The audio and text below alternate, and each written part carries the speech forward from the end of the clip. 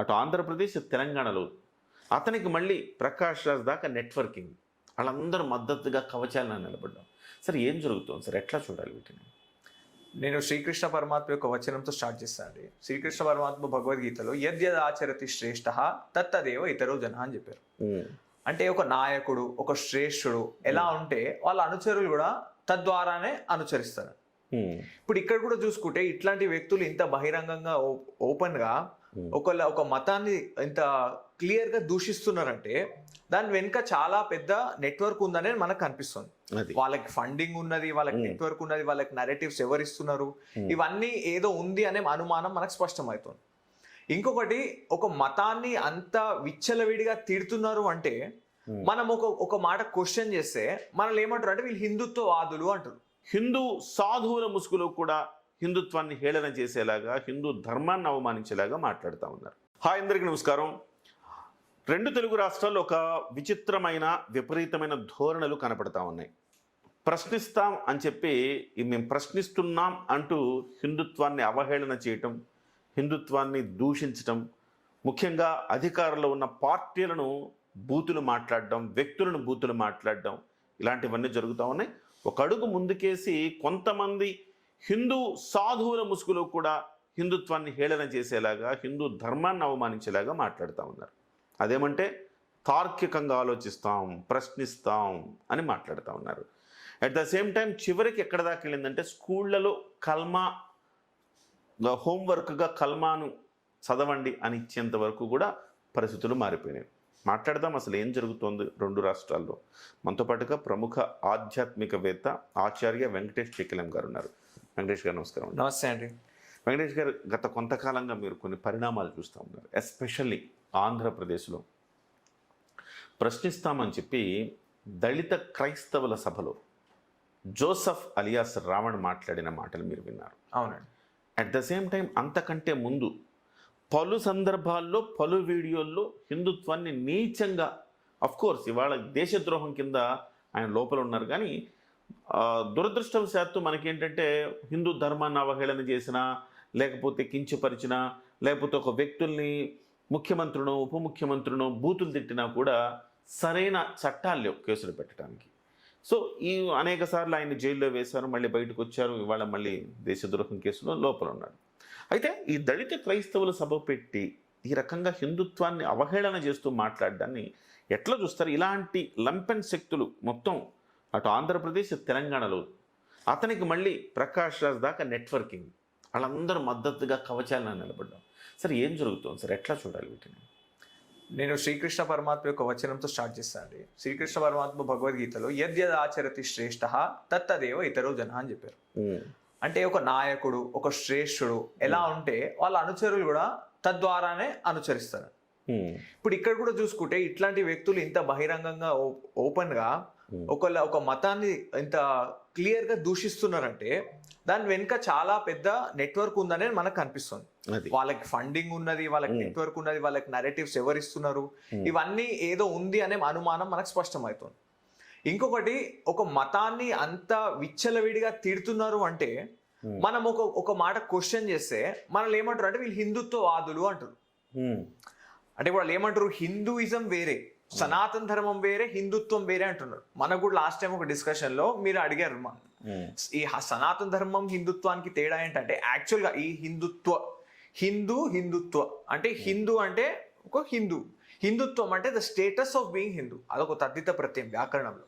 అంటే ఒక మనుష్యత్వం, దేవత్వం, అలా హిందుత్వం క్యారెక్టరైజేషన్. అంటే మా స్టేటస్, అంటే హిందుత్వం అంటే నా స్టేటస్, అంటే ఇప్పుడు నా స్టేటస్ నేను ప్రొటెక్ట్ చేసుకోవాలి, అంటే నా ఐడెంటిటీ ఏంటి, నాకు ఉన్నది ఒకటే దేశం. First point. సెకండ్ పాయింట్ ఏంటంటే హిందూ మతమా ధర్మమా. ఇప్పుడు పాశ్చాత్య మతాలతో కంపేర్ చేసుకోండి. ఇప్పుడు క్రిస్టియానిటీ ఉన్నది, ఇస్లాం ఉన్నది. ఇప్పుడు క్రిస్టియానిటీ, ఇస్లాం కూడా మతాలే, కానీ వాళ్ళకి మనకు తేడా ఏంటంటే, మా గురువు గారు చెప్పారు ఈ రిలీజన్స్ అగ్రెసివ్ రిలీజన్స్ అని చెప్పారు. అగ్రెసివ్ రిలీజన్స్ అంటే వీళ్ళకి ఒక మోటివ్ ఉన్నది. మోటివ్ ఏంటంటే మనం ఏ ప్లేస్కి పోయినా, మనం ఏ రాష్ట్రానికి పోయినా, ఏ దేశానికి పోయినా అక్కడ మనం కన్వర్జన్ స్టార్ట్ చేయాలి. అక్కడ మన మతం లాగా అందరూ మన మతంలో మారాలి, మన పుస్తకం చదవాలి, మన ఆచరణ చెయ్యాలి. ఇది ఒకవేళ సైన్స్ కి విరుద్ధమైన పర్లే, జగత్తు ఒక డైరెక్షన్ లో ముందుకు వెళ్తుంటే అది వెనుకకు తీసుకొచ్చినా పర్లే, కానీ మన మతమే మెయిన్ అనే ఒక సుపీరియారిటీ కాంప్లెక్స్ ఉన్న మతం ఇది. సనాతన ధర్మంలో దానికి వ్యతిరేకంగా మనకి ఎప్పుడు ఒక మిషనరీ జీల్ లేదు. మిషనరీ జీల్ అంటే అందరూ ఇప్పుడు ఈ జగత్తులో అందరూ హిందువులు అయిపోవాలని ఏ సనాతన ధర్మానికి చెందిన లీడర్ అంటే పీఠాధిపతులు కానీ పెద్ద పెద్ద గురువులు కానీ ఎవ్వరు మొత్తం ప్రపంచం సనాతన ధర్మం వాళ్ళని ఎవరు అనలే. ఇప్పుడు ఆ సంకల్పం మనకు లేదు. సో మనకి వాళ్ళకు ఉన్న మెయిన్ తేడా అది. సో అందుకే మనము యూ విల్ నాట్ ఫైండ్ ఇప్పుడు హిందువులు బహిరంగంగా వచ్చి క్రిస్టియన్లను ముస్లిం తిట్టడం మనం చూడం. సెకండ్ ఏంటంటే వాళ్ళ గురించి ఒక మాట అన్న, సపోజ్ ఇస్లాం గురించి మనం ఒక మాట అంటే వాళ్ళు చంపడానికి కూడా హెసిటేట్ చేయరు. ఎంత డెమోక్రసీ ఉండని అంటే ఏముండని అని అవన్నీ నామకే వస్తాయి. ఇప్పుడు నేను మెహదీపట్నంలో పెరిగినోని, ఓల్డ్ సిటీ మెహదీపట్నంలో పెరిగినోని. అక్కడ మేము చూస్తాం ఇప్పుడు ఒక హిందూ బండికి ఏమైనా ఇట్లా చిన్నగా ఏమైనా అయింది, రోడ్ మీద ఇష్యూ అయింది అనుకోండి, అటు సైడ్ అవతల వ్యక్తి ముస్లిం అనుకోండి, అక్కడ ఉన్న ముస్లిం అందరూ వాని పక్షంలో జమ అయిపోతారు. ఒక్కసారి 10-20 మంది జమ అయ్యారు అంటే మీరు కంట్రోల్ చేయలేరు. ఇప్పుడు నిన్న మొన్న మనం ఆటో అబ్బాయి ఎగ్జాంపుల్ కూడా చూసినాం. అత్తాపూర్ దగ్గర PS లో కంప్లీట్ అయింది. ఆయన ఆటో వెనుక మీరు కన్వర్ట్ అవ్వద్దు, అమ్మ వంటిది మన ధర్మం అనేది అమ్మ వంటిది, కన్వర్ట్ అయితే అమ్మ నాన్నని మనం అమ్ముకున్నట్టే అన్న సంథింగ్ పెట్టారు. దానికి వాళ్ళు అఫెన్స్ తీసుకున్నారు. But that's not something to be taken offence. ఇప్పుడు ఆయన అక్కడ ముస్లిం నేమ్ తిట్టలేదు, అల్లాని తిట్టలేదు, ప్రాఫిట్ తిట్టలేదు, ఖురాన్ని తిట్టలేదు. తిట్టినప్పుడు వాళ్ళు అఫెన్స్ ఎందుకు తీసుకుంటారు? బట్ అఫెన్స్ తీసుకోరు. అఫెన్స్ తీసుకొని అబ్బాయిని ఆపి అక్కడ పోలీస్ స్టేషన్ తీసుకుపోయి కేసు వరకు తీసుకుపోయారు. సో మన వాళ్ళు వాయిస్ అవుట్ చేసి హిందుత్వ వాదులు అంటారు. బట్ మరి ఇప్పుడు మేము వాయిస్ అవుట్ చేయకపోతే మేము అందరం చనిపోవాలన్నా? ఇప్పుడు కాశ్మీర్లో అయిన కాండం లెక్క ఇక్కడ కూడా కాండం అయితే ఇప్పుడు మనం ఏం చేసి మన ఎగ్జిస్టెన్స్, ఇప్పుడు మనం ఇట్లా ధోతి కుర్త వేసుకున్నా వానికి రేపు పొద్దున అఫెన్సివ్ ఫీల్ అవుతాడు. అంతే. ఇప్పుడు క్రిస్టియన్స్ కూడా ఇప్పుడు ఆంధ్రలో చూసుకుంటే వీళ్ళు కూడా ఒక వర్గం అట్లనే తయారైనారు. ఇంత అగ్రెషన్ ఇప్పుడు ఓపెన్ గా వచ్చేసి మీరు ఒక ప్రధాన మంత్రి, ఒక ముఖ్యమంత్రి, ఉప ముఖ్యమంత్రి ఉన్న పదవులలో ఉన్న వాళ్ళని బహిరంగ మిమ్మల్ని చీర్తాము ఏదేదో అన్పార్లమెంటరీ లాంగ్వేజ్ అంతా మాట్లాడి క్వశ్చన్ చేస్తున్నారు. ఇప్పుడు క్వశ్చన్ చేస్తే దానికి రిపర్కషన్ ఎందుకు ఉండదండి? అంతే కదా. సో ఇప్పుడు మీరు క్వశ్చన్ చేస్తే మీరు ఒకవేళ ప్రతిపక్షం అంటే మీరు క్వశ్చన్ చేయండి. These people have no cadre to question. ప్రశ్న కూడా మీకు అన్పార్లమెంటరీ వర్డ్స్ లో ఉండదు కదా ప్రశ్న కూడా. డెకోరం అంటే ఒక డెకోరం, ఒక పద్ధతి ఉంటుంది, దాన్ని ముందు తీసుకుపోయి ఉంటుంది. ప్రతిపక్షం వాళ్ళకి ఒక ధర్నా చేసే హక్కు ఉంటుంది, అవన్నీ ఉంటుంది. ఇప్పుడు వీళ్ళు ఎట్లుంటారు అంటే మీరు ప్రకాష్ రాజ్ ఉన్నారండి, మీ రావణ్, జోసెఫ్, ప్రకాష్ రాజ్ వీళ్ళందరూ ఒక మూవ్మెంట్ చెందిన వాళ్ళు. ఇప్పుడు ప్రకాష్ రాజ్ నిజంగా if is so serious about politics, he should start a party, he should be very serious, ప్రజలలో తిరగాలి, ప్రజల ఇష్యూస్ అడ్రస్ చేయాలి. ఇప్పుడు ఆయన ఇంటర్వ్యూలో వస్తే ఆయన ట్వీట్స్ లో కూడా చూస్తే జస్ట్ ఆస్కింగ్ అని పెడతారు హ్యాష్. జస్ట్ ఆస్కింగ్ అంటే నాకు పాలిటిక్స్ అనేది casual, I'm not serious about it. When you're not serious keep quiet. Correct. ఇప్పుడు మీరు సీరియస్ కానప్పుడు ఇక్కడ పుల్లలు పెట్టి ఎందుకు పోతారు? ఇప్పుడు మీరు సీరియస్ ఉంటే తిరగండి జనాలలో, మీరు ప్రతిపక్షం అవ్వండి. మీరెందుకు ఒక పార్టీ అంటే తీసుకొని వాళ్ళ కింద పనిచేస్తున్నారు? అంటే మీరు ఏ పార్టీనో మనం చెప్పే అవసరం లేదు, అక్కడ క్లియర్గా అనిపిస్తుంది మీరు అందరు ఏం గ్రూప్ చెందిన వాళ్ళని. ఎస్, అవును. సో అంటే ఇట్లాంటి ధోరణులు కేవలం ఒక ప్రశ్న రావణ్ మాట్లాడతాడు, తర్వాత తులసి చందు అంటే గంజాయి మొక్క ఆమె సపోర్ట్ చేస్తుంది, వెంటనే ప్రకాష్ రాజ్ ట్వీట్ వేస్తాడు. దానికి సంబంధించి హిందువుల్లోనే ఒక గ్రూప్ ఉంటుంది, వాళ్ళు హిందూ పేర్లే పెట్టుకుంటారు, వాళ్ళు హిందువుల్లోనే ఉంటారు. మళ్ళీ వాళ్ళందరూ కూడా దీనికి ఒత్తాసు పలుకుతూ సోషల్ మీడియాలో వాళ్ళని ప్రమోట్ చేస్తూ ఉంటారు. ఈ ధోరణిని ఎట్లా అడ్డుకట్ట వేయాలి? వీళ్ళ ఉద్దేశం ఏంటి అసలుకి? మన హిందువులలో మనకి మోస్ట్ డేంజరస్ శత్రువు ఎవరో చెప్పాలండి, secular Hindu. Secular Hindu perfect. ఇప్పుడు మీకు సెక్యులర్ క్రిస్టియన్ ఉండడు.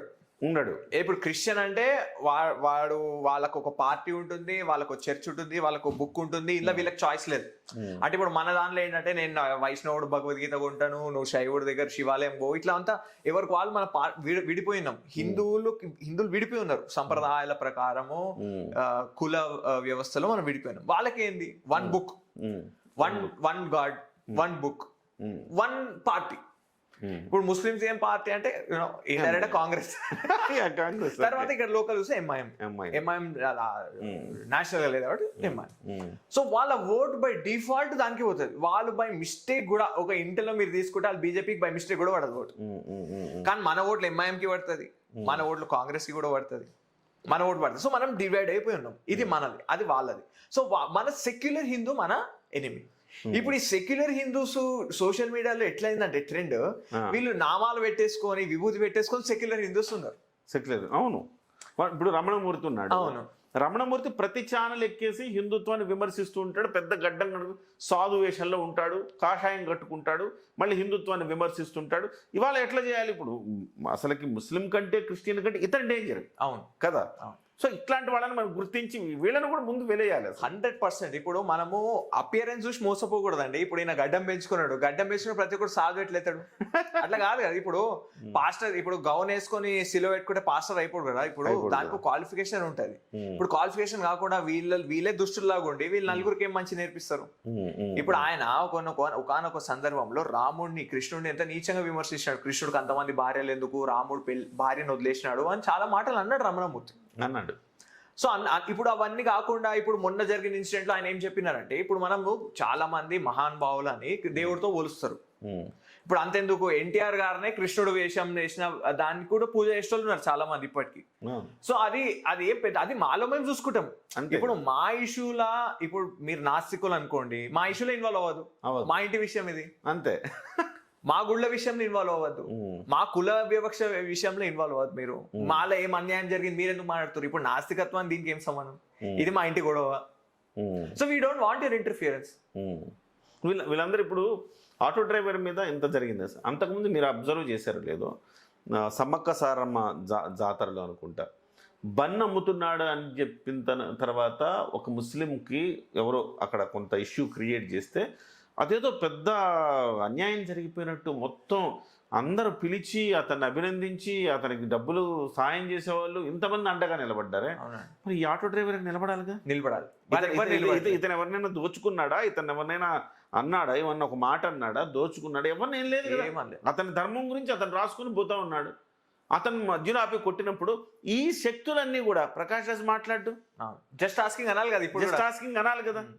వీళ్ళెవరు మాట్లాడరు, వీళ్ళెవరికి నోరు లేవదు, కేవలం ఇలాంటప్పుడే మాట్లాడతారు. అంటే సార్ ఈ దేశం మీరు అన్నారు ఒకటి, నాకు చాలా ఆందోళన కలుగుతూ ఉంటుంది ప్రతి సందర్భంలో.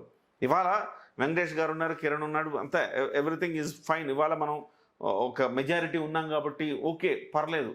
రేపు పొద్దున మన భావితరాలు ఏమైపోతాయి సార్? అవును. సో ఇట్లే మత మార్పులు జరుగుతూ పోతే వాళ్ళ ఆధిపత్యం పెరిగిపోతే ఉన్న ఒక్క దేశంలో కూడా హిందువులకి స్థానం లేకపోతే మరో బంగ్లాదేశ్ అవదా, మరో పాకిస్తాన్ అవదా? మీరు బంగ్లాదేశ్ పాకిస్తాన్ దూరం వెళ్ళారండి. ఇప్పుడు మన కాశ్మీర్ తీసుకోండి, వెస్ట్ బెంగాల్ తీసుకోండి, కేరళ చూడండి. ఇప్పుడు కాశ్మీర్ లో ఎన్నో గుళ్ళు ఉన్నాయి. ఆ గుడిలో ఈరోజు పూజ కూడా అవ్వని పరిస్థితి ఉన్నది. ఇప్పుడు ఆంధ్రలోనే అవుతుంది అట్లా. అవును.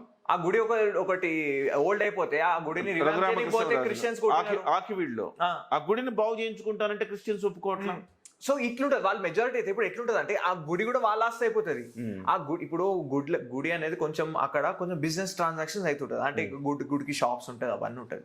ఇప్పుడు మనం కేరళలో ఎంత దుస్థితి చూస్తున్నాం అంటే, ఇప్పుడు ఈ గుడి మేనేజ్మెంట్, బికాస్ మెజారిటీ అందరు కన్వర్ట్ అయిపోయినారు కాబట్టి ఆ మేనేజ్మెంట్ కూడా ఇతర మతస్థులు ఉన్నారు. అంటే గుడిని మేనేజ్ చేసే వాళ్ళు ఇతర మతస్థులు మేనేజ్ చేస్తారు. ఇప్పుడు వాళ్ళు గుడి బయట బిజినెస్ ఉంటుంది కదా, ఇప్పుడు పూలు అమ్మడం ఉంటుంది, కొన్ని కూరగాయలు అమ్మే ఉంటాయి, ఇవన్నీ ఉంటాయి, అవన్నీ వాళ్ళకి ఇస్తారు, వాళ్ళ మతస్థులకి ఇస్తారు. సో అక్కడ బిజినెస్ ఎవరు, ఇప్పుడు మనం మస్జిద్ దగ్గర పోయి మనం బిజినెస్ చేస్తామంటే వాళ్ళు ఒప్పుకుంటారా? మనం చర్చి దగ్గర పోయి బిజినెస్ చేస్తామంటే ఒప్పుకుంటారా? సో మీరు చూసుకోండి, మాది మేము చూసుకుంటామంటే మన బౌండరీ మనం డ్రా చేసుకునే హక్కు మనకు లేదంటే దట్స్ దానంత సాడ్ సినారియో వేరే లేదు. అవునవును. సో అంటే సార్ ఇట్లాంటి ధోరణుల నుంచి బయటికి రావాలంటే హిందువుల్లో చైతన్యం రావాల్సిన అవసరం ఉంది తప్పకుండా. సో ఇవాళ ఎవరైనా మాట్లాడడానికి ఏదైనా ఆలోచిస్తున్నా కానీ మనల్ని ఎక్కడ హిందుత్వవాద అంటారేమో అని ఒక భయంతో కూడా చాలామంది మాట్లాడాల్సిన అవసరం ఉంది. సో మొన్న ఉత్తరప్రదేశ్ ముఖ్యమంత్రి గారు ఒక మాట అన్నారు, ఒక 100 మంది ముస్లిమ్స్ ఉన్న చోట ఒకళ్ళు కాదు 50 మంది హిందూ కుటుంబాలు బతకలేవు.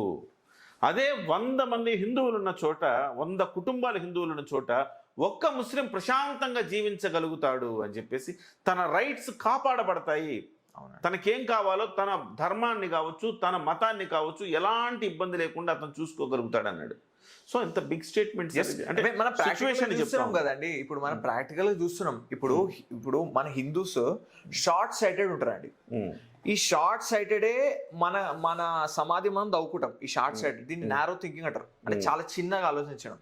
అంటే మనం ఎంతవరకు మన ఇల్లు, మన కులం, మన పిల్లలు ఇంతవరకే ఆలోచిస్తాం కానీ మనం కొంచెం బ్రాడ్ అవ్వట్లేదు. ఇప్పుడు ఈ బ్రాడ్ ఎట్లా అవ్వాలని ఎట్లా చూడాలంటే, ఇప్పుడు ఒక ముస్లిం ఉన్నాడండి, ఆ ముస్లిం ఎట్లా ఆలోచిస్తున్నాడు అంటే, నేను ఈ దేశానికి వస్తే ఒక 200 years మైండ్ లో పెట్టుకుని డిసిషన్ తీసుకుంటాను. అంటే ఫస్ట్ ఒక మస్జిద్తో స్టార్ట్ అవుతుంది, తర్వాత ఒక మస్జిద్ కాస్త 3 అవుతుంది, 3 కాస్త 10 అవుతుంది, 10 కాస్త మెల్లగా ఏమవుతుంది, వాళ్ళ పిల్లలు అక్కడ లోకల్ పిల్లలను పెళ్లి చేసుకుంటారు, వాళ్ళు కన్వర్ట్ అవుతారు, వాళ్ళ కుటుంబాలు కన్వర్ట్ అవుతాయి. సో అట్లా వాళ్ళ జనాభా పెరుగుతుంది. ఇప్పుడు అలాస్కా అని ఒక ప్లేస్ ఉంది అమెరికాలో. Alaska most uninhibited place. అంటే అక్కడ కండిషన్స్ ఎంత తీవ్రంగా ఉంటుంది అంటే చలి అంత తీవ్రంగా ఉంటుంది. ఇప్పుడు అలాస్కాలో కొన్ని 100 కోట్లు పెట్టి మాస్ కట్టినారు అలాస్కాలో. సో అలాస్కాలో ఇస్లాం మతం అంత అంత అంత ఫాస్ట్గా గ్రో అవుతుంది. ఒకటి అలాస్కాలో కాదు, టెక్సాస్లో తీసుకోండి, ప్రతి చోటు తీసుకోండి. మీరు ఇప్పుడు ఇంగ్లాండ్ చూస్తాం సార్. ఎస్, ఇంగ్లాండ్లో ఇవాళ ముస్లిమ్స్ డామినేషన్ ఎట్లా ఉందంటే, ఇవాళ ఇంగ్లాండ్ క్రికెట్ జట్టులోకి ప్రతిసారి ఇంగ్లాండ్ జట్టును వాళ్ళు ప్రకటిస్తే అందులో 2-3 ముస్లిమ్స్ ఉంటున్నారు. ఎస్, మన ఇండియాలో ఎంతైతే ముస్లిమ్స్ ఉంటారు, ముస్లిమ్స్ ఉన్నారు ఇక్కడ. సో ఒకప్పుడు ఇంగ్లాండ్లో లేరు కదా ముస్లిమ్స్, కానీ ఇవాళ ఇంగ్లాండ్లో ముస్లిం డామినేషన్ పెరిగిపోయింది సార్. చివరికి అక్కడ ఘర్షణలకు దారితీస్తూ ఉంది అక్కడ కూడా. సో ప్రతి జట్టులో చూస్తున్నా నేను 2-3 ముస్లిం ప్లేయర్లు ఉంటున్నారు. అంటే వాళ్ళ ఆధిపత్యం అంతా ఉంది. సో వాళ్ళు ప్రతి చోటకి అట్లా విస్తరిస్తా పోతా ఉన్నారు. కానీ అట్ ద సేమ్ టైం మనం మన కంట్రీని కూడా కాపాడుకోలేని పరిస్థితిలో ఉన్నాం. సో ఎట్లాంటి ఆలోచనతోటి ముందుకెళ్తే బెటర్. పైగా మీరు అన్నారు ఒకటి చాలా కీలకమైన పాయింట్ సార్.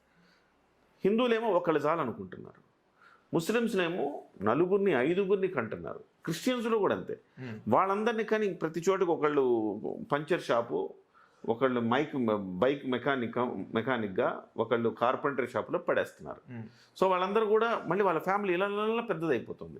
సో అట్లా పాపులేషన్ వాళ్ళది పెరిగిపోతూ ఉంది, హిందూ పాపులేషన్ తగ్గిపోతుంది. ఈ విషయంలో కూడా హిందువులు అవేర్నెస్ తెచ్చుకోవాల్సిన అవసరం ఉంది కదా. ఇక్కడ మనం ఒక పునాది నుంచి స్టార్ట్ చేద్దాం. ఇది ప్రాబ్లం ఎక్కడ స్టార్ట్ అయిందంటే, జనరలీ ఒక రూల్ ఏంటంటే, సాధారణంగా ఎవరైతే మెజారిటీలు ఉంటారో, ఎవరైతే బలంగా ఉంటారో వాళ్ళు కొంచెం అణిగమణిగి ఉండాలి అనేది ఒక ఉదార బుద్ధి.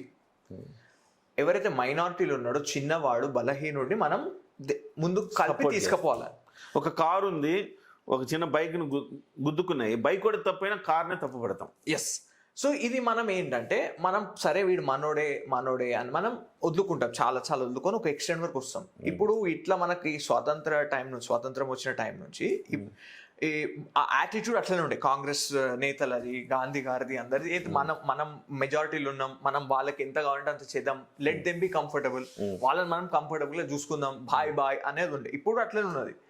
ఇప్పుడు దీనివల్ల నష్టం ఏమవుతుందంటే,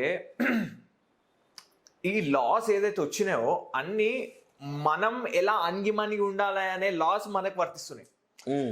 అందులోనే వచ్చిన ఒక పెద్ద ప్రాపగాండా లా ఏంటంటే ఫ్యామిలీ ప్లానింగ్. ఇప్పుడు ఈ ఫ్యామిలీ ప్లానింగ్ ఇప్పుడు మా నాన్నగారి జనరేషన్, మా అమ్మగారి జనరేషన్ నుంచి స్టార్ట్ అయింది. అది అంటే మా తాతగారి టైంలో లేకుండే, అది మా నాన్నగారి టైం మళ్ళా మా టైం వరకు.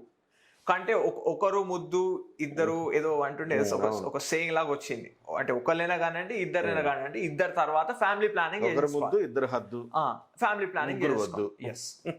సో ఇది ఎవరికి వర్తించింది? ఇప్పుడు ముస్లిమ్స్ ఎవరు ఇది ఫాలో కాలే, క్రిస్టియన్స్ నెగ్లిజిబుల్. ఇప్పుడు ఉట్టి మనమే ఫాలో అయినాం, హిందువులే ఫాలో అయ్యారు. ఇప్పుడు మన పాపులేషన్ వాళ్ళ రేట్ ఎట్లయితే పెరిగిందో మనది అట్లా ఆగిపోయి ఉంది, ఇంకా కొంచెం డిక్లైన్ కూడా అయింది.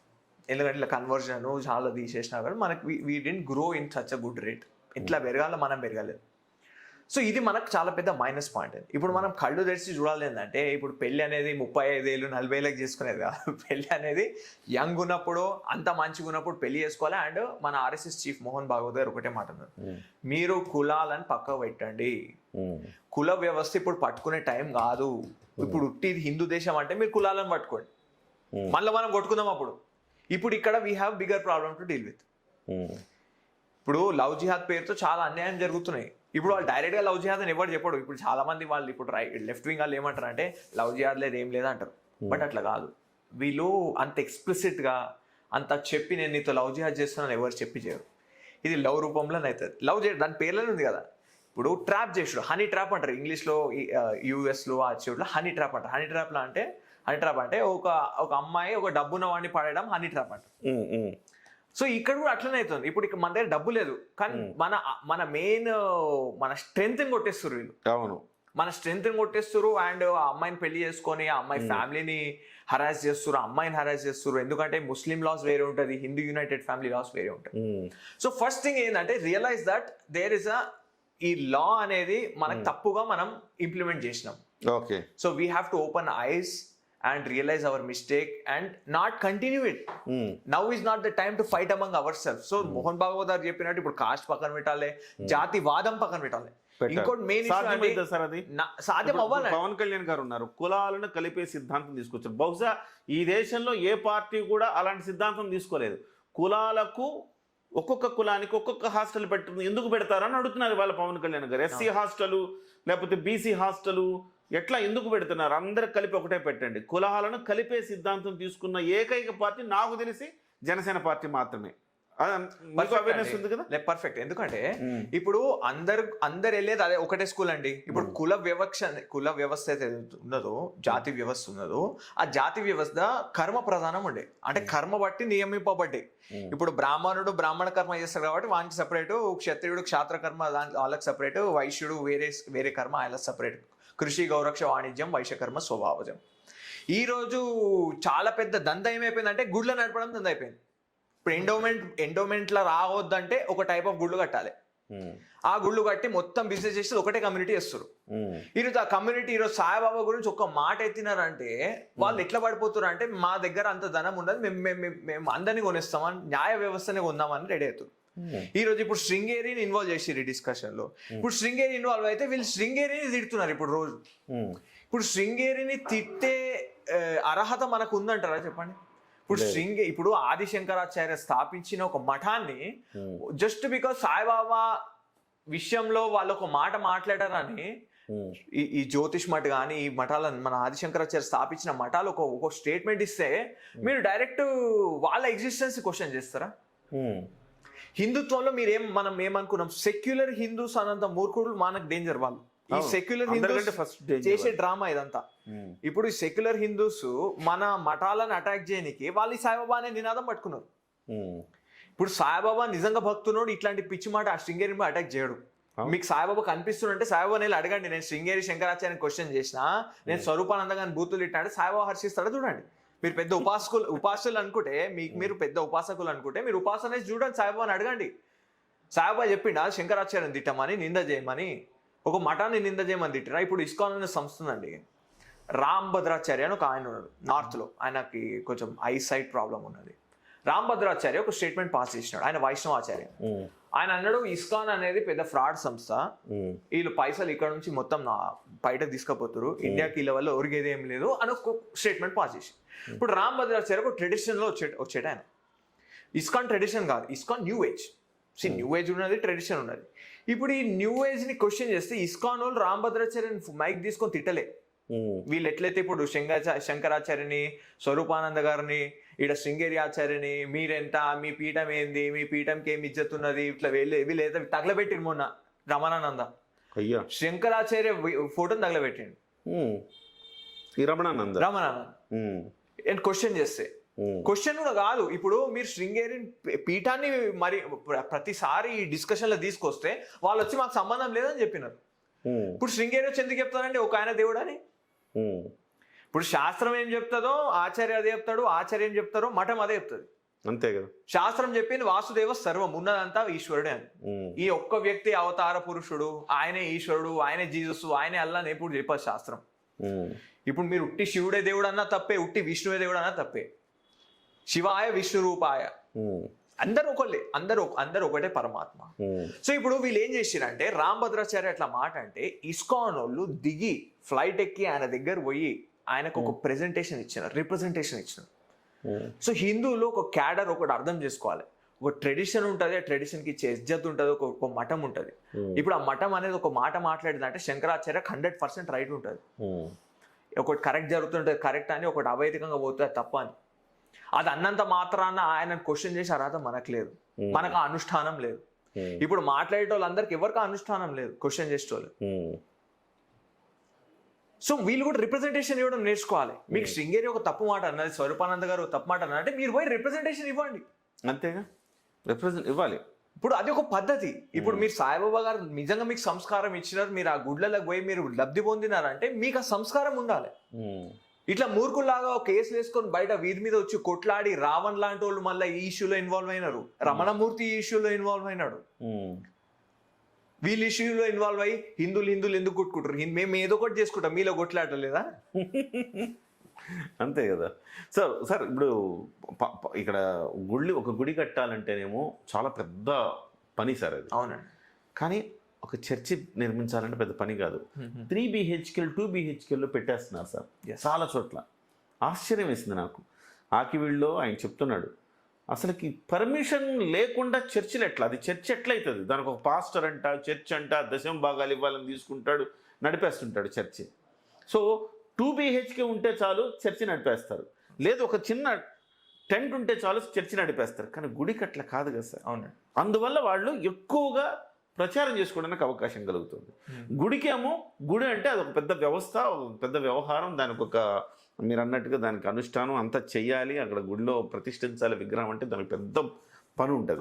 సో కాబట్టి గుళ్ళు తక్కువైపోతున్నాయి, చర్చిలు ఎక్కువైపోతున్నాయి సార్. ఎట్లా చూస్తారు?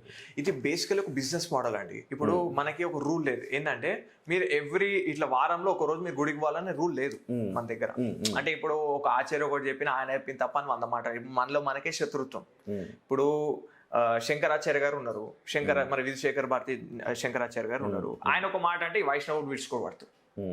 ఇప్పుడు మీ వైష్ణవులకు మీ వైష్ణవాచార్యులు, మీరు వాళ్ళ మాట వినండి, మేము మా మాట వింటాం, ఎవరి వాళ్ళు విందాం. ఇప్పుడు అంతేగాని ఇప్పుడు ఆయన చెప్పిన ప్రతి మాటకి వీళ్ళు కౌంటర్ ఇచ్చుడు. మళ్ళీ ఇప్పుడు మేమెవ్వరం వైష్ణవాచార్యులు ఏమేమి చెప్తారు చూడం.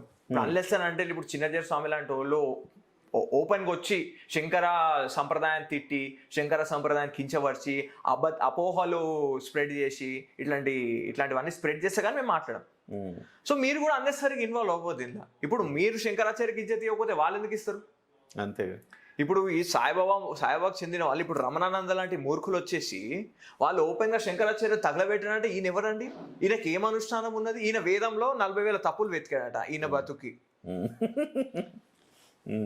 ఈయనకు వేదంలా ఈయనకి మినిమం 10% నాలెడ్జ్ ఉన్న ఆ మాట మాట్లాడాడు. ఈ రోజు అట్లా తయారైన సమాజం. అంటే ఈ రోజు డబ్బులు ఎవరి దగ్గర ఉంటే వాళ్ళ మాట నడుస్తుంది. The same applies to even Christian organisations. ఇప్పుడు క్రిస్టియన్ మీరు అడిగింది ఏంటంటే వీళ్ళు ఇట్లా చేస్తారు, మనం ఎందుకు ఇట్లా చేస్తలేమంటే వీళ్ళకి ఒక రూల్ ఉన్నది ఏంటి, సండే చర్చ్ పోవాలి. అండ్ ఇందులో అందరు ఏజ్ గ్రూప్స్ వాళ్ళు వస్తారు. సో వాళ్ళకి ప్రత్యేక గ్రూప్స్ ఉంటాయి. ఇప్పుడు నేను చూస్తుంటే, నేను లిటిల్ ఫ్లవర్ స్కూల్ చదివిన, క్రిస్టియన్ మిషనరీ స్కూల్. ఆ స్కూల్లో ఎట్లుంటుండే, క్రిస్టియన్స్ అలగ్ గ్రూప్ ఉంటుండే, క్యాథలిక్ గ్రూప్ అని ఉంటుండే, ప్రొటెస్టెంట్ గ్రూప్ అని ఉంటుండే. ఇప్పుడు ఈ క్యాథలిక్ కి ప్రొటెస్టెంట్ కి పడదు. మాది క్యాథలిక్ స్కూల్, ఇక్కడ ప్రొటెస్టెంట్ కి నీచంగా చూస్తాడు. ఇది అన్ని మాకు తెలుసు లూపోస్. అసలు ఈ క్యాథలిక్ ప్రొటెస్టెంట్ మనం తెలుసుకోవాలండి, మీ ద్వారా జనాలకు తెలియాలి. ఈ క్యాథలిక్ ప్రొటెస్టెంట్ ఏంటంటే ఇష్యూ, మొత్తం వరల్డ్ ని ఎన్నో కంట్రీస్ కొలనైజ్ చేసినాయి. యూరోపియన్ కంట్రీస్ కొలనైజ్ అంటే మన ఇండియాకి పోర్చుగీస్ వచ్చిర్రు, తర్వాత ఫ్రెంచ్ వచ్చిర్రు, తర్వాత వీళ్ళు బ్రిటిష్ వాళ్ళు వచ్చినారు. అట్లా వీళ్ళు ఇట్లా జపాన్కి పోయినారు, అన్ని ఆఫ్రికాకు పోయినారు, నార్త్ అమెరికా, సౌత్ అమెరికా, అన్ని దేశాలకు పోయి కాలనైజ్ చేసినారు. దీని వెనుక కూడా యాక్చువల్ ఉన్నది రిలీజన్. ఎట్లా అంటారా, యాక్చువల్ క్రిస్టియానిటీ కాథలికిజం, క్యాథలిసిజం అంట. ఈ క్యాథలిక్ క్రిస్టియన్స్ ఇప్పుడు ఇంగ్లాండ్ కూడా వన్ ఆఫ్ ద క్యాథలికే ఉండే. అంటే క్యాథలిక్ లో పోప్ది ఫస్ట్ అథారిటీ ఉంటుంది. పోప్ ఏం చెప్తే అది ఫైనల్. ఇప్పుడు కాలక్రమేణా చాలా పోపులు, చాలా వ్యసనాలతో గురైన పోపులు, వీక్నెస్ ఉన్న పోపులు కూడా పోపులు అయినారు. వాళ్ళ ఫ్యామిలీకి బెనిఫిట్ చేసుడు. అందులో కూడా ఇటాలియన్ పోప్ అయినాడా, వేరే వాళ్ళు పోప్ అయినారా, ఇందులో కూడా చాలా వాళ్ళకి భేదభావం ఉన్నది. అక్కడ కూడా పాలిటిక్స్ చాలా విపరీతంగా పాలిటిక్స్ ఉంటుంది. వాళ్ళు వైన్ తాగుతారు, వాళ్ళు చేసేవన్నీ చేస్తారు, అయినా వాళ్ళు పోపులు. ఇప్పుడు మన దగ్గర ఒక బ్రాహ్మణుడు జస్ట్ ఒక హోటల్ పోయినా తినొస్తే, అరే నువ్వు బ్రాహ్మణుడు నువ్వేం చేస్తావు అంత మనం కఠోరంగా ఉంటాం. కానీ వాళ్ళ దాంట్లో అట్లా లిబరల్ రిలీజన్ అది. సో ఇప్పుడు ఈ పోప్ హైయెస్ట్ అథారిటీ. ఇప్పుడు హెన్రీ ద 8th అని ఒక రాజు ఉండే ఇంగ్లాండ్. ఈ henry the 8th multiple marriages చేసుకున్నాడు. అది ఇంకోసారి పెళ్లి చేసుకోపోయినాడు. అయితే ఈ పోప్ అడ్డుపడ్డాడు. ఇంకా చాలరా నాయన, ఏం పెళ్లి చేసుకుంటావు ఆపు అన్నాడు. ఆపు అంటే హెన్రీ ద 8th ఏమన్నాడంటే, నీ స్థాయి ఏంది, నా స్థాయి ఏంది, నేను బ్లూ బ్లడ్, నేను రాజుల వంశంలో పుట్టిన, నేను పుట్టుకతోనే అథారిటీలో పుట్టిన, నువ్వు ఒక అపాయింటెడ్ అథారిటీ, ఈ రోజు ఉన్నావు రేపు ఉండవు, నువ్వేంది నన్ను క్వశ్చన్ చేశాను ప్రొటెస్ట్ చేసినాడు. ఆయన అథారిటీని ప్రొటెస్ట్ చేశాడు. అప్పటి నుంచి వీళ్ళు ప్రొటెస్టెంట్స్, ఇంగ్లీష్ వాళ్ళు ప్రొటెస్టెంట్స్. ఓకే. ఓన్లీ ఇంగ్లీష్ వాళ్ళు ప్రొటెస్టెంట్స్, మిగిలిన వాళ్ళందరూ క్యాథలిక్స్. మిగిలిన వాళ్ళందరూ యూరోపియన్ కంట్రీ. ఇప్పుడు మీరు ఫ్రెంచ్ చూసుకోండి, వేరే కంట్రీస్ ఉన్నాయి కదా, ఫ్రెంచ్, ఇటాలీ, వీళ్ళందరూ క్యాథలిక్స్. ఇప్పుడు వీళ్ళ కొలనైజేషన్ లో కూడా ఏమైందంటే ఫస్ట్ ఈ క్యాథలిక్స్ పోయినారు అన్ని కంట్రీస్ కి. పోర్చుగీస్ పోయినారు, ఈ స్పానిష్ పోయినారు, ఇటాలియన్స్ పోయినారు, వీళ్ళందరూ ఫస్ట్ వీళ్ళు పోయినారు. వీళ్ళు పోయి పోర్చుగీస్ మంచిగా ట్రేడ్ వాళ్ళకంతా జర స్థిరపడిపోయినారు. పోర్చుగీస్ కి ఫండింగ్, వాళ్ళు అక్కడ ఫండ్స్ రేస్ చేసి షిప్స్ కి ఫండింగ్ తీసుకొని ఇక్కడ వచ్చి వాళ్ళు చాలా బాగా చేసినారు పోర్చుగీస్.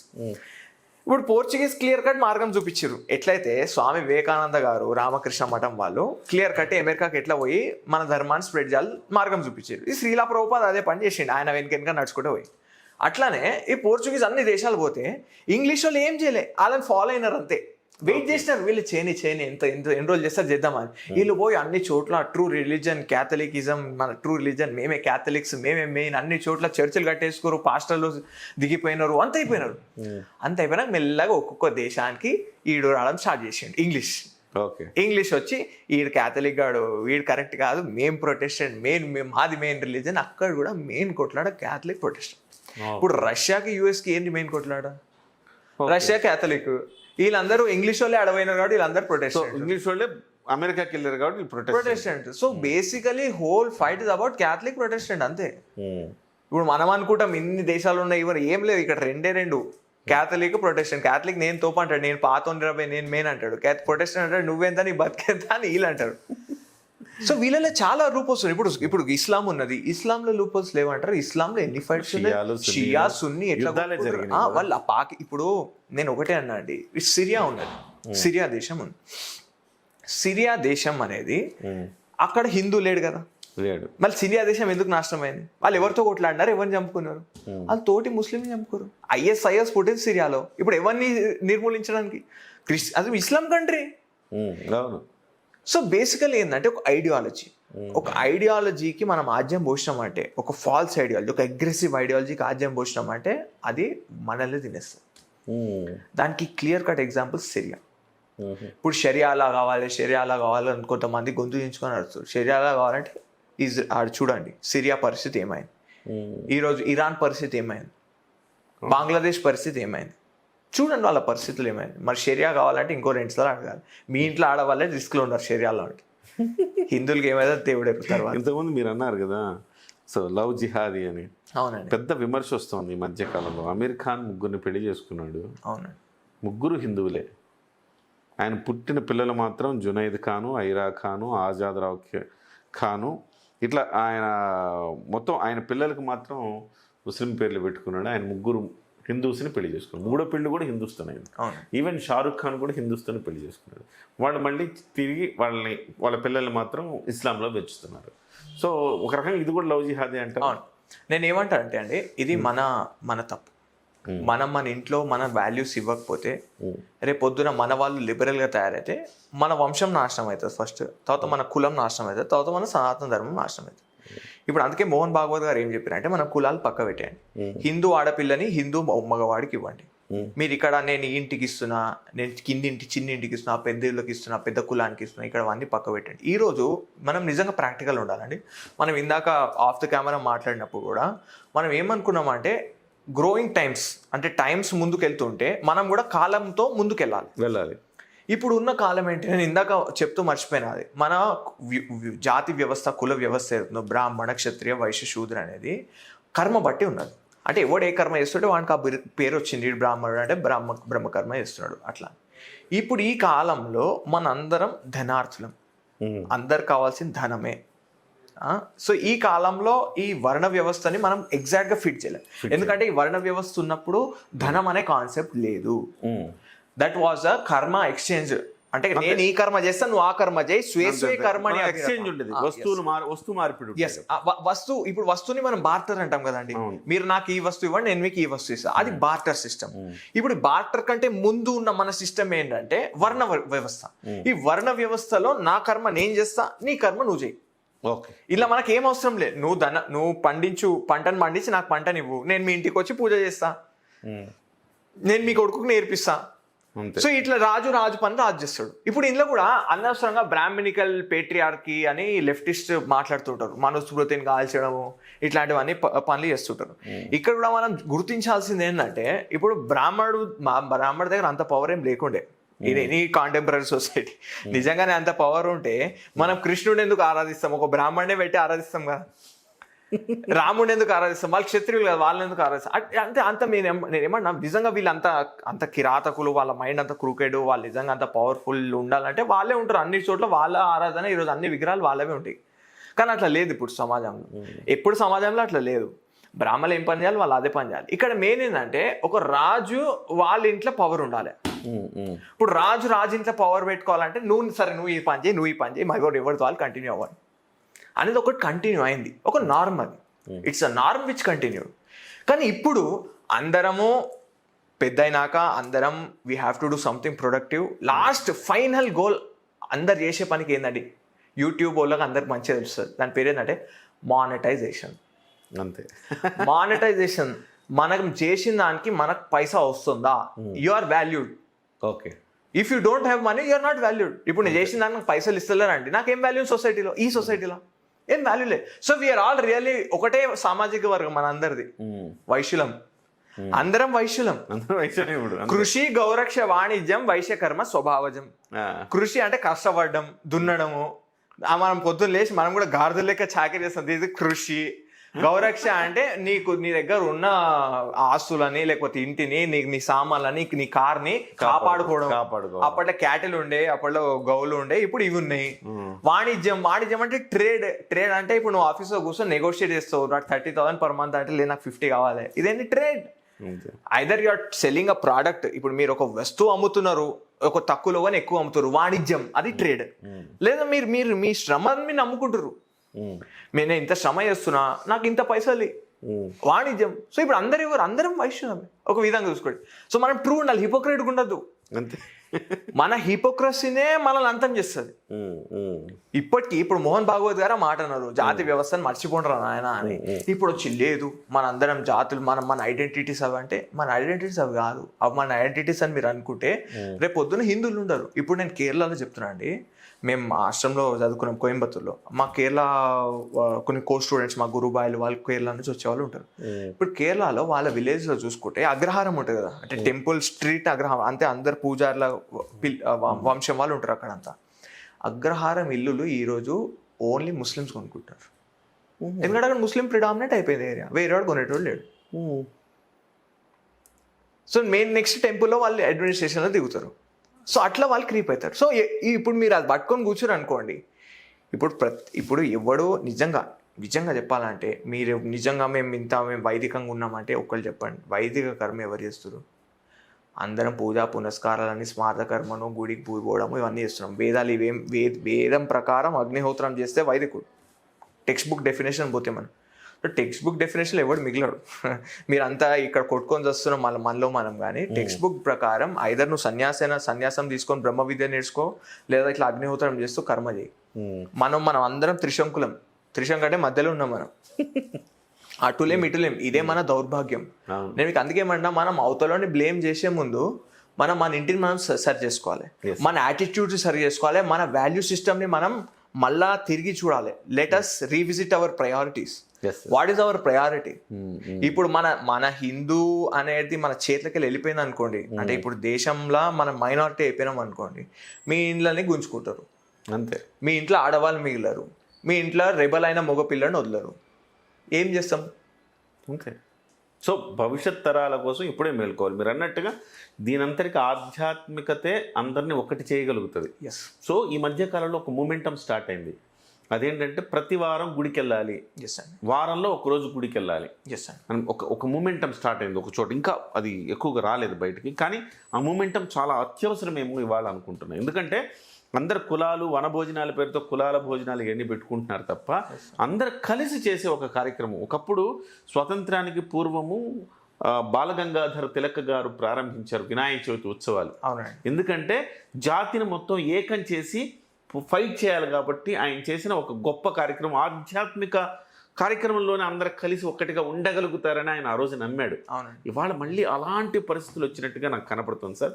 సో మళ్ళీ ఇవాళ అందరం ప్రతి వారం ఏదో ఒక వారం అయితే నేను గుడికి వెళ్ళాలి, అది ఏ వారమైనా ఇవాళ ప్రతి ఆదివారం చర్చికి వెళ్తారు వాళ్ళు కంపల్సరీగా, ప్రతి శుక్రవారం నమాజ్కి వెళ్తారు వాళ్ళు, కానీ హిందువులు వెళ్ళట్లేదు. అది చాలా కీలకమైనది. దీనికి ఒకటి యాడ్ చేస్తాం, మర్చిపోయిన ఇందాక ఫ్లోలో. ఇప్పుడు మీరు అన్నారు క్రిస్టియన్స్ ఇట్లా చర్చెస్ సెటప్ చేస్తారండి. నేను ఇక్కడ మహబూబ్ కాలేజ్లో చదివిన, Swami Vivekananda institute of technology. Mahbub college ground ఉన్నది, సికింద్రాబాద్ ప్యాటీ సెంటర్లో ఉంటుంది, సెంటర్లో. ఇప్పుడు ఆ గ్రౌండ్ మేము అసలు ఉన్నప్పుడు అది ఉట్టి గ్రౌండ్, ఆడుకునే గ్రౌండ్. మా చాలా పెద్ద సిటీలో కొన్ని ఎకరాలు ఉంటుంది గ్రౌండ్. ఇప్పుడు ప్యాటీ సెంటర్ అంత పెద్ద గ్రౌండ్ని ఒక ఒక కలవరి టెంపుల్ ఏదో క్రిస్టియన్ సంస్థ ఉన్నది. వాళ్ళు every Sunday they would book that place, book the ground. ఇప్పుడు ఆ గ్రౌండ్లో వాళ్ళు వచ్చి టెంట్లు వేసుకొని వాళ్ళు ఒక స్టేజ్ వేస్తారు. స్టేజ్ చేసి వాళ్ళ ఆ రోజు ఆర్కెస్ట్రా లాగా క్రిస్టియన్ సాంగ్స్ పాడతారు. సాంగ్స్ పాడి వాళ్ళు ఫుడ్ ప్రొవైడ్ చేస్తారు. అది ఒక కమ్యూన్ లాగా అందరు కలిసి రాడు. ఇప్పుడు ఈషాలో జగ్గి వాసుదేవ్ ఎట్లయితే ఒక కమ్యూన్ లాగా చేస్తుండో అట్లా వాళ్ళు చేస్తారు. ఎవ్రీ వీక్ అండి, నాకు తెలిసి ఆ టైంలో 60,000 ఏమో సంథింగ్ రెంట్, లైక్ 60 or 40,000 ఉండేమో. Every week it was booked. They book it for next 5 years. బా ఇప్పుడు వాళ్ళు ఎట్లా చేస్తారంటే కల్వరి ఇప్పుడు ఆర్గనైజేషన్లో నేను ఎంటర్ అవ్వాలంటే ఎవ్రీ వీక్ నేను 10 rupees స్పాన్సర్ చేయాలి, 100 rupees స్పాన్సర్ చేయాలి, what ever it is. So they know how that business model works. 10% దశమ భాగం ఇచ్చేయాలంటే వాళ్ళకు బిజినెస్ మోడల్ క్రియేట్ చేస్తే ఆ మోడల్ అదే పర్పెచ్యుయేట్ అయిపోతుంది. ఈరోజు సేమ్ ఇప్పుడు ఈరోజు ఇస్కాన్ అయినా సాయిబాబా టెంపుల్ అయినా ఇవి ఎట్లా పర్పెచ్యుయేట్ అవుతున్నాయో, ఇప్పుడు కృష్ణుడు మన దేవుడే, సాయిబాబాని మేము అందరం ఆదరిస్తాం. సాయిబాబా మహాన్ భావుడే. నేనేమి ఆయన దేవుడు అంటలేను, ఆయన బ్రహ్మజ్ఞానం అంటలేను, ఆయన వేస్ట్ ముస్లిం అని అనట్లేదు. మనం అనే అవసరమే లేదు. మంచి జీవన విధానంలో ఇప్పుడు హిందువులలో కూడా మనం ఒక లిమిట్ ఉండాలండి. ఒక లిమిట్ ఏంటంటే ఇప్పుడు మనల్ని ఎవరైతే అంటారో మీరు వాళ్ళని అడ్రస్ చేయండి. ఇప్పుడు రమణానంద లాంటి మూర్ఖులను మనం అడ్రస్ చేయాలి, రమణమూర్తి లాంటి వాళ్ళని కూడా అడ్రస్ చేయాలి. కానీ ఒక ఉపాస్యమూర్తి అంటే ఎవరో ఏదో వర్షిప్ చేస్తుండు, మనం ఊకే దాన్ని దూషించదు. మన సంస్కారం అది కాదు. ఎందుకంటే శ్రీకృష్ణ పరమాత్మ యో యామ్యాం తను భక్త అంటే నన్ను ఏ రూపంలో ఎవరు ఆరాధించినా వాళ్ళు ఆరాధన నాకే చెందుతుంది అని చెప్పినారు. ఏ అన్యదేవతా భక్త తేపి మామేవ యజంతే అని చెప్పినారు. అంటే ఇప్పుడు వాడు అల్లాని వర్షిప్ చేస్తున్నా అది పరమాత్మని, కానీ నేను ఏమంటా అక్కడ అల్లా ఇంకా పరమాత్మ ఒకటే అంటలేను, కానీ వాళ్ళ వర్షిప్ వ్యాలిడ్ అంటున్నాను. ఇప్పుడు ఒక మానవుడు నాకు ఇది కావాలి అని ఎక్కడో చూసి పైన చూస్తున్నా, కింద చూస్తున్నా, లోపల ఎక్కడో చూసుకుంటాడు. బట్ ప్రేయర్, కానీ ప్రేయర్లో జెన్యూనిటీ ఉంటుంది. కానీ బయటకు వచ్చి అయితే అగ్రెసివ్ పనులు చేస్తారు, కన్వర్జన్స్ చేస్తున్నారు, మళ్ళీ ఏమంటారు ఇంటాలరెన్స్ ప్రకటిస్తారు. అంటే వీ విల్ బి ఇంటాలరెంట్, అంటే నువ్వు ఏమైనా అది పెడితే నేను ఇంటాలరెంట్ అంటారు. అది తప్పు. దానికి మేము వ్యతిరేకిస్తాం. ఎందుకంటే మీ బౌండరీ మీరు డ్రా చేసుకొని మా బౌండరీ మేము డ్రా చేసుకుంటాం. If you cross boundary we will also cross boundary. ఇప్పుడు రమణానందక అయింది జస్ట్ ఒక చిన్న ఇన్సిడెంట్. ఇప్పుడు చిలుకూరు ఆయన రంగరాజన్ గారిని ఆ రోజు ఆయన గుసాయించి కొట్టిండు వీరరాఘవ్ రెడ్డి. ఆయన పరిస్థితి ఏమైంది తెలుసా మీకు?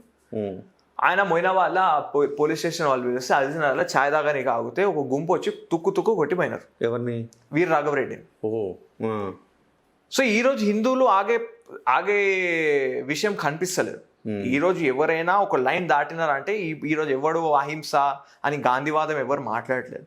ఎవరికి ఎలా జవాబు చెప్పాలో అలా జవాబు చెప్తున్నాం మనం. సో వాళ్ళకు ఉన్నది ఒక బిజినెస్ మోడల్. సో ఇది మనం కూడా ఒక బిజినెస్ మోడల్ లాగా మనం అందరి హిందువుల కోసం మీరంటే నాకు గుర్తొచ్చేది చాలా కల్వరి టెంపుల్ వాళ్ళు ఎంత దారుణం అంటే, మీకు ఆంధ్రప్రదేశ్లో వాళ్ళ టార్గెట్ ఆల్మోస్ట్ చాలా వేగంగా వెళ్తుంది. ఇప్పుడు తెలంగాణ మీద దృష్టి పెట్టారు. నిజామాబాద్లో నేను విన్నాను, ఒక మిత్రుడి ద్వారా నేను విన్నా, ప్రతి చోట అంట ఒక ఫంక్షన్ హాల్స్, ప్రతి ఆదివారం ఫంక్షన్ హాల్స్ తీసుకుంటారు. తీసుకొని వాళ్ళందరినీ కూడా జమ చేస్తారు. ఎవడైతే కష్టంలో ఉన్నాడో, ఎవడైతే ఇబ్బందులు ఉన్నాడో వాళ్ళందరినీ తీసుకొచ్చి అక్కడ చెప్పి అక్కడ ఆ సువార్త స్వస్థ కూటమిలాగా ఉంటారు. ఏదో ప్రేయర్ చేస్తారు కదా, ఆ ప్రేయర్ చేపిస్తారు. వాళ్ళకి ఎంతో కొంత డబ్బులు ఇస్తారు, వాళ్ళని కన్వర్ట్ చేస్తారు. ఇది ఎవ్రీ వీక్ జరుగుతుంది. ప్రతి ఆదివారం ఒకరోజు గొడవ జరిగింది నిజామాబాద్లో.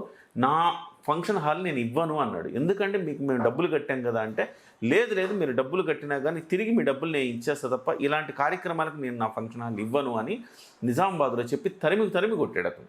సో ఈ అవేర్నెస్ ఇవాళ డబ్బుల కోసం ఫంక్షన్ హాల్స్ వాళ్ళకి ఇస్తే వాళ్ళు ఏం చేస్తారు మత మార్పులు అనేది ఇవాళ ప్రత్యక్షంగా ఇవాళ తెలంగాణలో జరుగుతాం 100%. ఇప్పుడు సికింద్రాబాద్ నీకు ఏమంటారు, సికింద్రాబాద్లో వాళ్ళు ఫంక్షన్ హాల్ కట్టేసినారు. ఇప్పుడు వీళ్ళకు కన్వెన్షన్ సెంటర్ కడితే వీళ్ళు ఎవ్రీ వీక్ వీళ్ళ కోసం వీళ్ళకి booked, every week 3 days book చేస్తారు.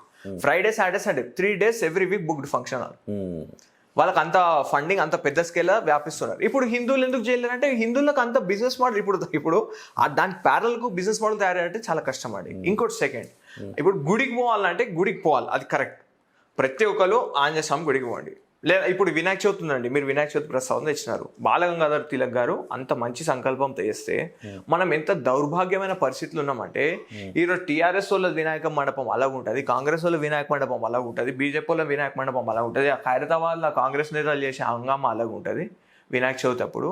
ఈరోజు పార్టీల పరంగా ఒక్కొక్కడు గల్లీలో 3 ఇళ్ళు ఉంటే 3 వేరే వేరే పార్టీ వాళ్ళు వేరే వేరే వినాయకుడు పెట్టి వీళ్ళందరూ ఇట్లా తయారైనారు. అంటే ఇప్పుడు సెక్యులరిజం, ఈ secular Hindus are the worst. అంటే వాళ్ళ వల్ల జరిగే డ్యామేజ్ అంత ఇంత కాదు ఈ దేశానికి, మన సనాతన ధర్మాన్ని. సో మీరు హిందువులు అంటే మీరు హిందువులు అంటే ట్రూ హిందూగా ఉండండి. ట్రూ హిందూగా ఉండి మీరు ఒకటే పార్టీ. ఇప్పుడు వాళ్ళకి ఎట్లయితే ఒకటే పార్టీ మనకు కూడా ఒకటే పార్టీ, అంతే. ఒకటే పార్టీ ఒకటే దేశం.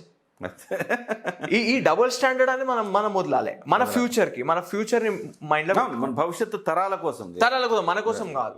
ఇప్పుడు మనలో మనకి ఎన్ని ప్రాబ్లమ్స్ ఉన్నాయి. ఇప్పుడు రామనామూర్తి తెచ్చిండు ఒక ముద్ద, కృష్ణుడు బొమ్మ ఎందుకు తీసినాడు అది మేము చూసుకుంటాం. నువ్వు నాస్తికుడివి, నీకేం సంబంధం? ఆడ కృష్ణుడిని పెడతామా, మోడీని పెడతామా, ఎన్టీ రామారావుని పెడతామా, ఎవరినైనా పెడతాం. అది ఒక ఫోటో ఉపాస్యమూర్తి. ఇప్పుడు కృష్ణుడు అట్లున్నాడని నీకే తెలుసు, అంతేగా. ఇప్పుడు మన దగ్గర ఏమైనా ఫోటో ఉన్నదా కృష్ణుడు ఎట్లుంటాడు అనేది? ఇప్పుడు విశ్వరూప దర్శనం అంటే భగవద్గీతలో 10వ అధ్యాయంలో శ్రీకృష్ణ పరమాత్మ అర్జునుడికి విశ్వరూపం చూస్తాం. దాన్ని పిక్టోరియల్ గా ఇన్ని తలలు, వినాయకుడు, ఆంజనేయ స్వామి ఇన్ని తలలు అని చూపిస్తారు. కానీ విశ్వరూపం అంటే ఉన్నదంతా పరమాత్మ అని చెప్పడం. దాన్ని పిక్టోరియల్ లో ఒక హ్యూమన్ బీయింగ్, ఒక హ్యూమన్ ఫేస్ వేసి ఇన్ని చేతులు వేసి చూపించినారు. సో అది మా ఇష్యూ. మేము హర్ట్ కాలే. ఇప్పుడు మేము హర్ట్ అయినా మేము చెప్తాం, మా పీఠాధిపతులు ఉన్నారు, పెద్ద పెద్ద గురువులు ఉన్నారు, వాళ్ళు వాయిస్ అవుట్ చేస్తారు. రమణమూర్తి అవసరం లేదని వాయిస్ అవుట్ చేసేది సభలో. రమణమూర్తి.